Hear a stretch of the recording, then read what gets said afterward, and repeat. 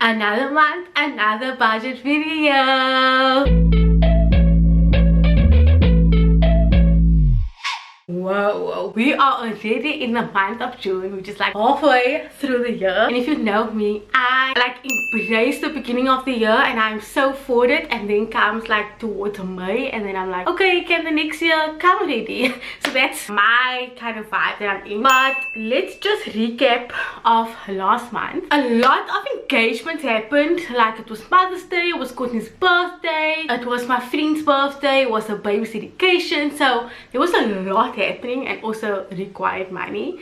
But I'm glad that I kind of stuck it through that month and I managed my expectations. Often a lot of us don't do that, and I'm glad that I knew what engagements was coming up for that particular month, and all is well with the world. I was thinking, let me know in the comment sections what you guys think of this. He said I'm gonna allow our current provider, which you all might know now is Old Mutual, I'm gonna allow them to do the annual increase, which is normal. And then instead of me requesting for like a 10% more on it, or for them to take off another 10%, I'm actually gonna open another retirement annuity but with a different service provider. I'm gonna let it simmer, this idea simmer for a month. But let me know what your thoughts are. Do you have two retirement annuities? Do you think that I need to just request like an extra 10% increase on my existing annual fee? What are your thoughts? I would love to hear what it is. But this month, boy, is there a lot happening. So first and foremost, Courtney got paid a little extra. We love when Courtney gets paid extra because it's extra money into our account, you know. And then for recurring expenses,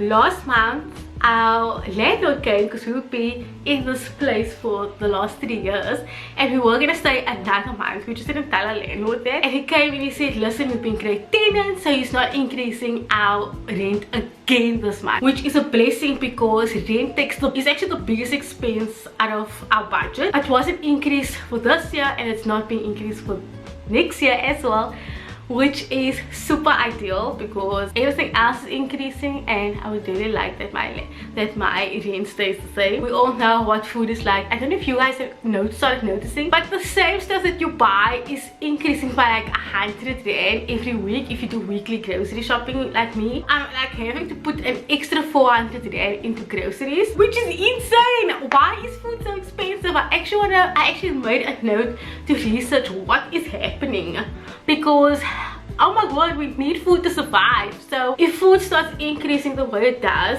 it really messes up your budget so much. Petrol is kind of the same. I'm moving Courtney quite a bit around, but Courtney is going to be on forced leave for 2 weeks, so that saves me so much. Oh, my fiber is going up this month, which is not exciting at all. I was on this Black Friday special. I took my fiber out in 2019, and during Black Friday they had this fiber special. I was just happy that as the years were rolling, I was not getting increases, and then they decided to increase it by almost by 100 rand, which means I'm gonna have to find 100 rand in my budget somewhere, which is not great. I hate having to find money for all these increases, but I need fiber because I work from home permanently, and having to find another provider is just not worth my time and energy at this present moment. Personal care went up by almost 400 rand. In my defense, it's often like months, so for us every 3 months all of our stuff, a lot of things get replaced. So like our toothbrushes get replaced,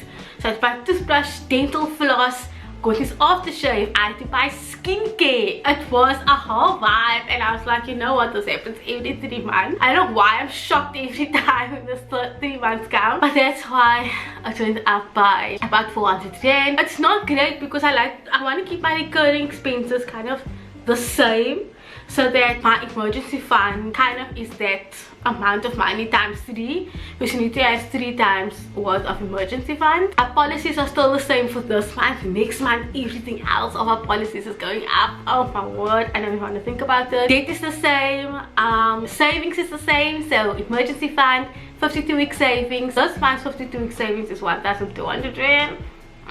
So it's steep, but it is what it is. And then there's gonna be no excess funds, and I'm gonna tell you why in a little bit. Subscriptions are the same. Even next month I might just have to increase my Google Drive space. It irks me that I have to buy space all the time, but those are sentimental things for me. I love for me, my sentimental items are like my travel videos and pictures, so that means a lot to me. So I don't mind paying like an extra 20 rand per month for space. And then for extras, schooling, I think this month and next month is the last month for schooling. I cannot wait.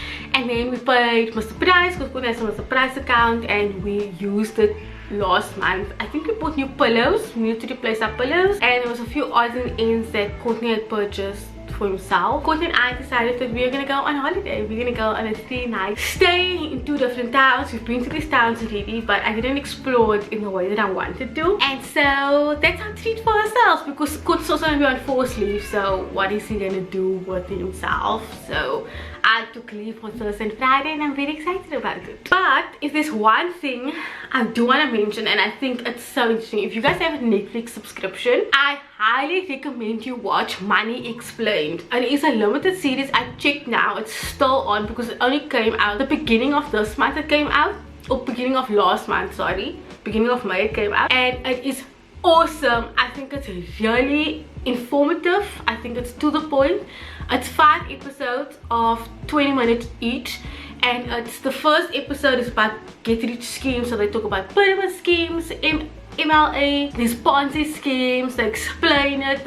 They talk about how people get sucked into it and why people should not go for it. Then the second episode is about credit cards. Y'all know me, it was directed to me, and how banks target you to think that, oh, if you have a credit card you are like of wealth, and this is why you need it, and why so many people get into credit card debt. The second episode is about student loans. I had 2 student loans.